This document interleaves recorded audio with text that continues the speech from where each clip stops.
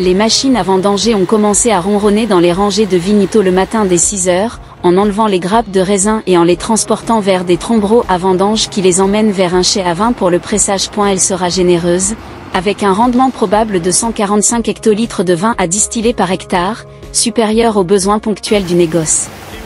Les vendanges dans la région de Cognac sont un événement très important pour les producteurs locaux. C'est le moment où leur travail acharné et leur passion pour la production de cognac se concrétisent. Les mois à venir seront remplis d'activités pour les producteurs, mais ils savent que leur travail en vaut la peine.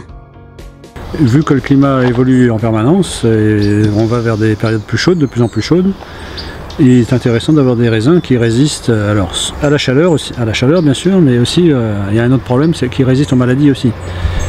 Aux maladies telles que le mildiou par exemple. Puisque le mildiou c'est quand même là encore la maladie la plus répandue dans tout l'ouest de la France, et notamment en Charente. Pour que ça soit des cépages résistants aux maladies, il faut que, bien sûr que ça soit très important pour mettre de moins en moins de pesticides dans les vignes.